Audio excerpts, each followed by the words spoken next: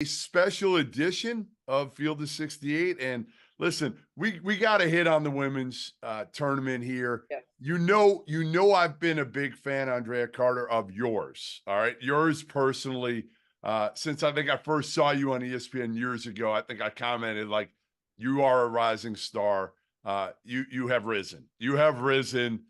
You've done a tremendous job at ESPN. I love watching you because, I always say, if you can bring the combination of entertainment and information, that's the key. And you do both. You do both. Well, thank you. Your words years ago, like truly in a time where I had no idea if I was going to do this, I didn't have any grounding or footing underneath me to even know what was good or what wasn't. And so to get encouragement from you and from other people that have been in this space for a long time truly did push me into continuing the journey. So I appreciate it and I appreciate the support even now. Well, that's awesome. As you know, I have a daughter who is crazy into women's basketball right now.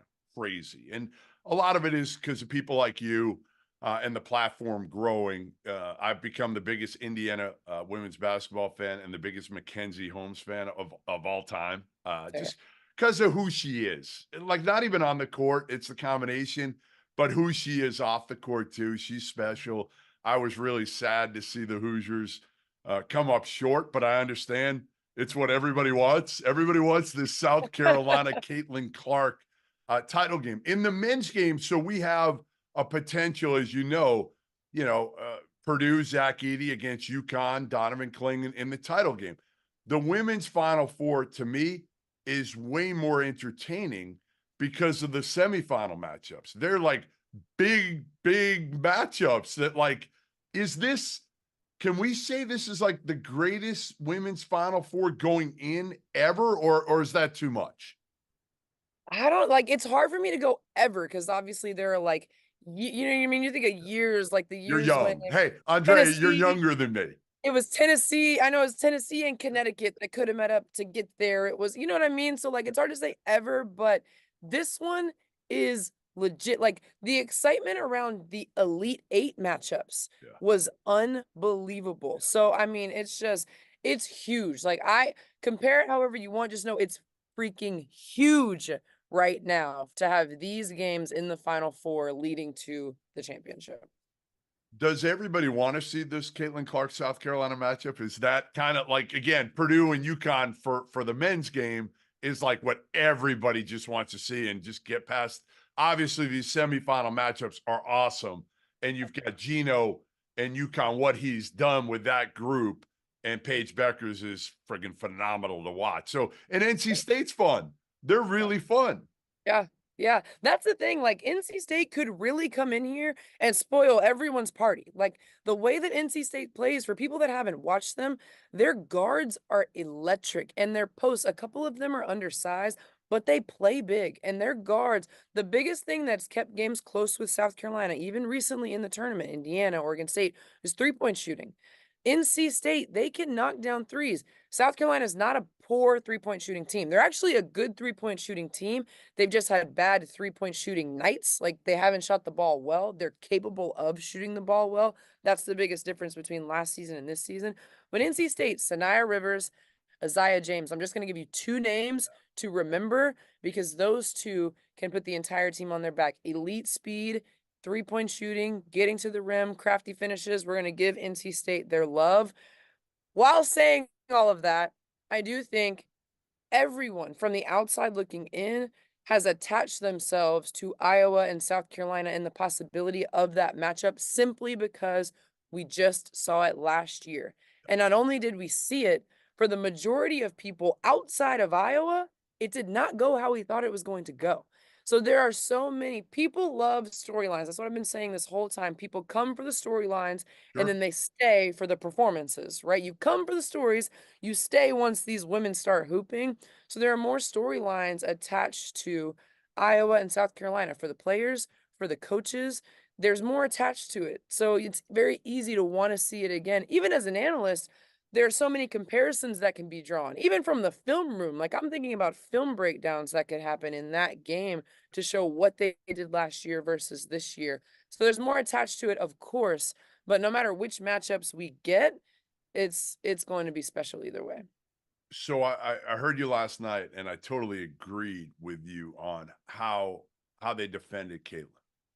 You know, it was a little baffling that they didn't try something different. They didn't put a bigger defender on her.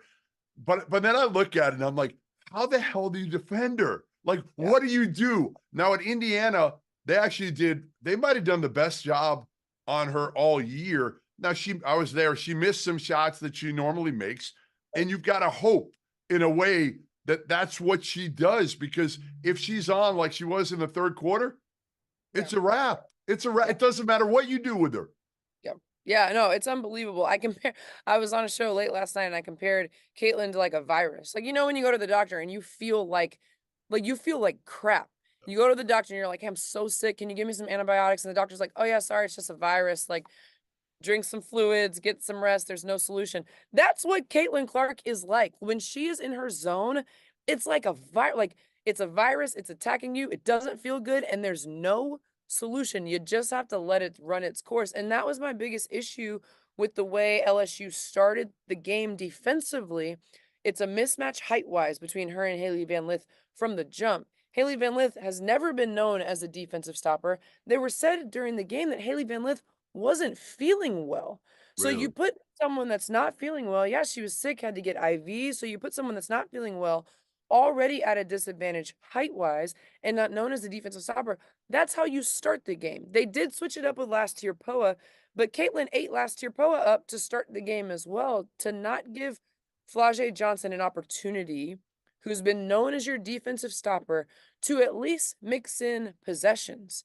After Baffling. makes, Flau'jae, you guard her. Yeah. After free throws, Flau'jae, you guard her, to implement some sort of game plan where Caitlin at least has Flau'jae in front of her every now and then, intentionally, not on accident. Like, Yep. of course, it happens in transition defense. It might Well, happen on switch it accident, up, right? but Switch it up, Andraya, to make her think at least, right? Not make it easy for her.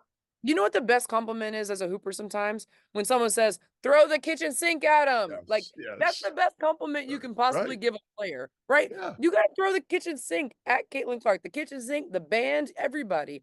You've gotta switch it up because she's too smart. Yeah. And once she starts to cook, the thing about her, she's gonna keep going to that same thing. Don't fix it if it ain't broken. She got to some of the same spots in some of the same ways the entire game. It was a remarkable performance by Caitlin, but you would have liked to have seen a little more resistance. I still think she would have cooked, Sure. but you would have liked to see a little more Yeah. resistance if you're on the LSU side. Hey, what's your take on Mulkey? What's your take on her? And I know, listen, all right, so I know enough people in the business, right, that know her. She's obviously the biggest lightning rod in the sport. You've dealt with her personally. I don't know how much you could say. You know, you got to be careful. I don't as much. I kind of say what I believe, even with the men's game. I'll say, like, I've known Danny Hurley for 25 years, and I'll say it to his face, you're a lunatic. You're an absolute lunatic, but he's an incredible basketball coach, and it works for him. How do you describe Kim Mulkey? Yeah, I think the way I would have to describe Kim Mulkey would be polarizing. Like, there are people that cannot stand her, and there are people that would lay pillows down as she walked. Like, it's that polarizing for Kim Mulkey. And the only thing I can really speak to is, with this team in this season, they have stuck by her side. They have galvanized during times where it has felt like chaos is happening. They have galvanized and pulled together. And that's what it seems like. Some of her former players have grievances against her. I don't Sure. know how her current players feel. All I can go off of is how her current players act and how they behave. And they've stood by her. And for her, the one thing you can say, I think Haley Van Lith said this about Coach Mulkey. The one thing you can always say is you know what to expect. Yeah, Like, you know what to expect. She's honest about yeah. what she says to players in post game. She's honest about how she feels about things. Sometimes she'll speak out on stuff, sometimes she won't, but whenever she does, you know it's going to probably be something that's going to be played over and over again. She speaks her mind when she feels like it's necessary. And but polarizing would be the best word I could describe Kim Mulkey with. And either way, people are talking about Kim Mulkey, no matter what. Like You love there's like her if you hate her. you Right. love her or you hate her, either way. Like love or hate, they're both obsessions. Like when you Yes. love someone or you hate someone, it's an obsessive feeling. Yep. So no matter what side you want to be on for Kim Mulkey, you're thinking about Kim Mulkey. There's no one that's just like, Kim's fine. Right. No, No you one feels can't be that in the way. middle. You're Yeah. gonna You have can't be maybe analysts, because we yeah, see both sides. We see her on a, she talks to us, and then we see her out here, like, yeah. maybe someone in the field, but no one from the outside looking in is just like, oh, I think Kim's good sometimes, but I don't know. Like it's one or the other. All right. UConn against Iowa. Yeah. Does UConn, they're obviously shorthanded. Do they have a chance here? I mean, of course they have a chance. I mean, of course Yeah. they have a chance. That's a dumb way of wording it. But Right. how much of a chance do you think they have to beat Iowa? Because I look at Iowa, and again, I saw them in person. I saw them last year in Portland, different team, obviously. Um, they're better than their supporting parts are better than people I think realize. And again, Caitlin Clark makes them a lot better because Right. she's not just the scorer, she's giving them great opportunities in spots where they need the ball. She makes life so much easier for her teammates because of her ability to see the floor and deliver the ball. Not only like she delivers it where they need it. Yeah. Yeah. Yeah, I think, you know, it's been really special watching. I was given people were really mad at me at one point because I was talking about Caitlin and how if she leads this team to a national championship, it's remarkable because look at all the other greats in the game and who they played with. And I just want to like make something clear. Saying that Caitlin's teammates on this team are not the same as Renee Montgomery or Kia Stokes. Like saying they're not first round lottery Right, draft picks is not a diss. right. It's not a diss. Some of these other greats have literally played with, They're good I mean, college players. they're These good are good college college players. players. They're not lottery Pros. picks in the league. They're not projected lottery picks. All the other greats had at least one projected lottery pick beside them. So let me just start with that. It's not a diss to Iowa. The second part is they're good college players that understand their system, Yeah. that are all playing better at the end of the season. Kate Martin and the buckets that she got, Sydney Falter and the way that she scored and played with confidence. I'm telling you, Jeff, like it's remarkable. Just to stay on those for just a second. When I was asked about Iowa being a Final Four team 4 weeks ago, looking at the numbers, Kate Martin averaged 11.5 points in the regular season against top 25 teams. Okay. Sydney Falter averaged just under 4 Yeah. points against top 25 teams. So when I'm starting to think about an Elite Eight matchup or something, that's not enough. Nope. For those two, for Kate Martin to put up 21 on the reigning national champions in effortless, efficient fashion, Sydney Awesome. Falter to put up 16 in effortless, efficient fashion. Gabby Marshall's getting blocks on 3-point shots. Like they're playing better. They're really, really, really good. All that being said, Connecticut still has a chance. Like Connecticut has a chance because they have a force multiplier in Paige Beckers who can create off the bounce, get her own shot, score over some of the smaller guards that might be on her. I don't know how Iowa's going to defend, but Paige is an elite creator and Paige's teammates, they don't have any sort of depth. But as I'm watching Ashlyn Shade and KK Arnold and Cadence Samuels come in the game and knock down threes, and Nika Mule be that defensive juggernaut that she is and impact the game, she's got to stay out of foul trouble. But their collective group of, I know they have only like 8 available, but the 6 that are playing the majority of the minutes have shown great discipline, great execution, and Aaliyah Edwards is a monster. Like Aaliyah Edwards' ability to score over the defense, to get by the defense, her height and her size in general makes a difference going up against this Iowa team. I anticipate Iowa might go, like, do they go zone to try and limit Aaliyah on the inside? I'm excited to see what matchups I could very easily see them going like triangle and two, sticking someone on Paige, someone on Nika, and making Ashlyn Shade that third guard that kind of has to question things. I could see them doing that. People underestimate Iowa's ability to scheme defensively. Like both of these teams, when it comes to execution, even as I was watching their last two games, as things got tighter, UConn and Iowa got cleaner.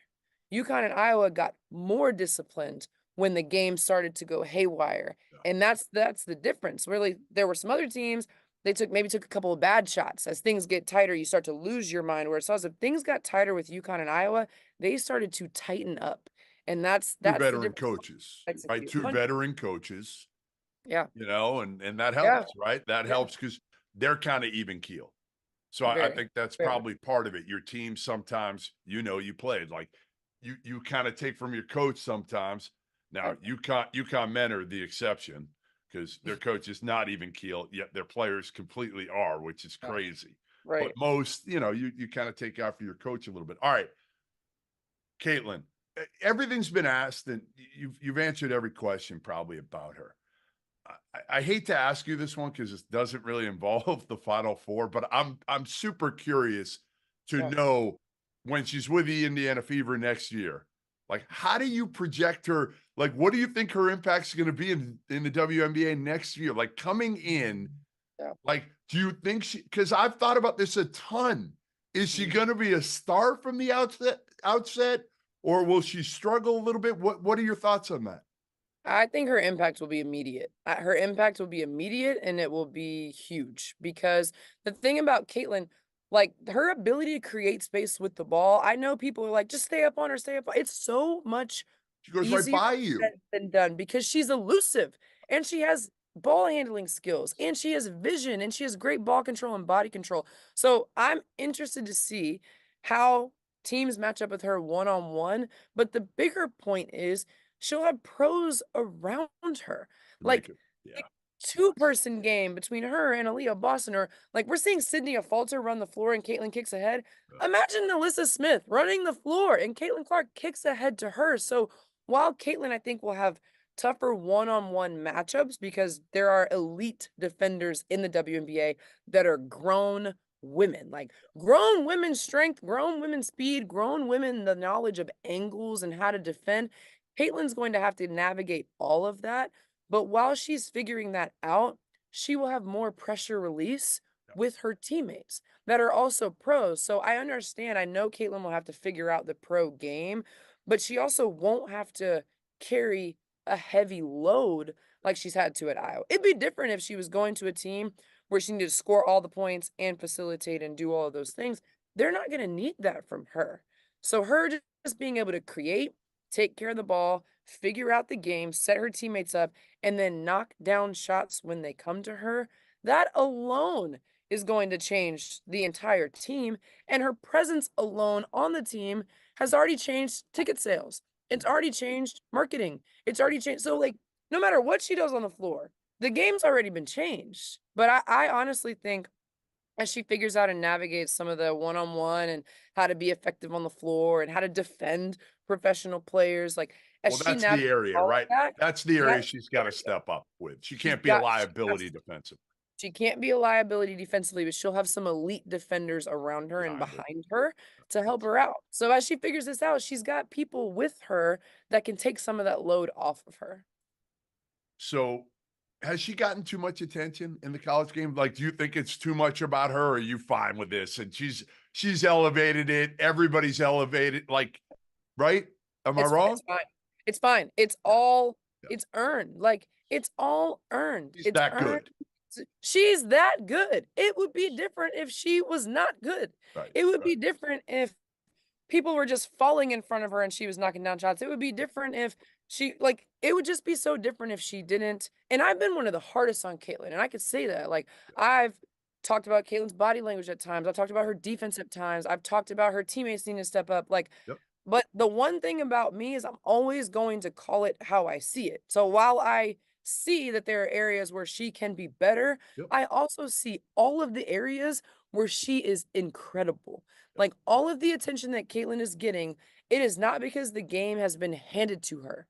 She is creating space, getting to her shots, affecting the game, finding her teammates, and she's winning. Like it's all deserved. And to be honest, there there could be more. Like it doesn't matter to me. Caitlin could be on multiple commercials. Yep. Like it'll be Juju next. Yep. Juju's gonna earn every single That's right. marketing opportunity that she Yep. has. Like Juju's in a commercial with Joel Embiid, and she should be. Like that's how good these It's players awesome. are. No, it's Everything awesome. they're getting, it's earned. All of them. There are stars in the game right now, and they're fun to watch, and they deserve all the attention.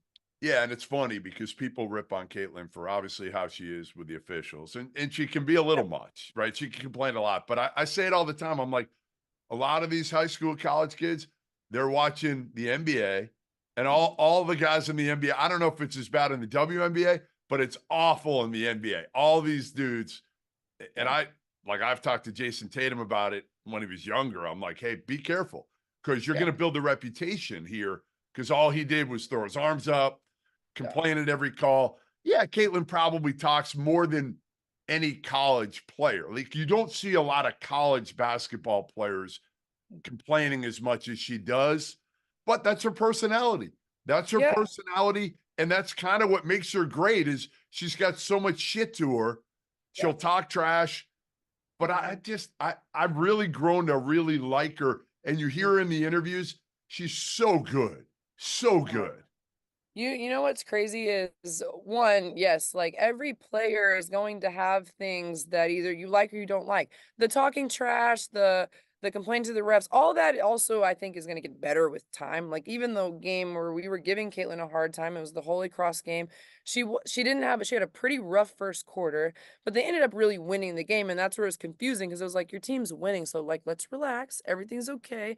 But I actually think she benefited a lot from that experience because the poise that she played with in these next 2 games Yeah. was remarkable. Like, just so under control. It's almost like that was the best thing to happen for Caitlin was for her to lose herself a little bit in that moment because those next games she completely found herself. Yeah. So it was like a rough moment for Caitlin, but it ended up She being a rough needed. moment for future Yeah. opponents because now she's coming down and she's unbothered. Like that was so it's incredible. And those are the moments for me that like when you see growth in a player, even in just a week, like you see a little bit of growth that I think is it's so much fun to watch. I had a second point on what you said, but I think I lost You it. Maybe it was lost it.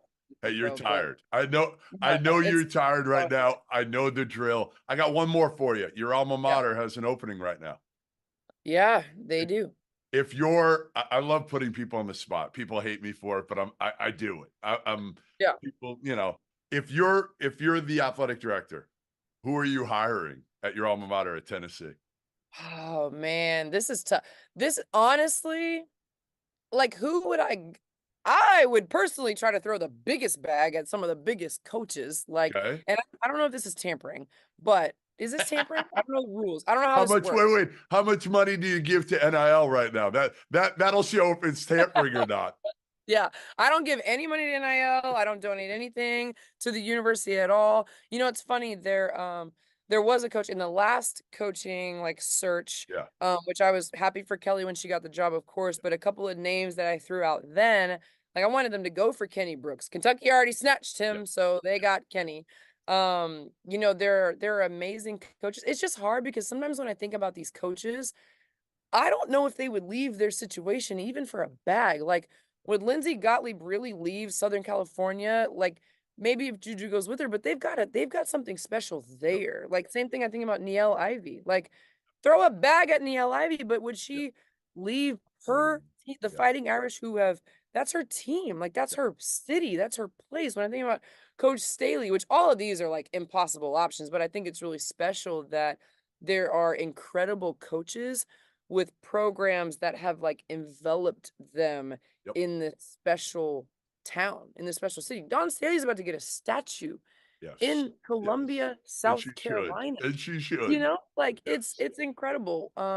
So yeah, I don't know who they're gonna get, but I do love that of all of the great coaches right now, they seem to be in really great situations. Yeah. And it's hard. It's like you can't look at a coach and be like, "Oh, go get that person because they don't have anything to work with. They're a great coach, but their And they're situations making good money now too. They're making making good good money." money. They've got Yeah, buyouts that makes it a little bit more right. difficult for them to leave when you have that guaranteed money. Mhm. No doubt. All right. I know how busy you are. I really, really, really, really appreciate you doing this, Andrea. Yeah. Like I said, you're no longer what I called you a few years ago. You're no longer a rising star. You're an absolute star.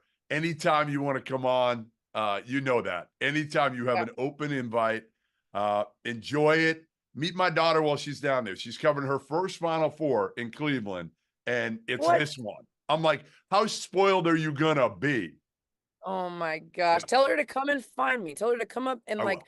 when I have Yep, my earpiece in, I can't hear anything. Tell yeah, her, tap my shoulder. I And will. then in regards to you, thanks for the support, and I'll talk hoops with you anytime. Awesome. Andraya Carter, ESPN. Appreciate it.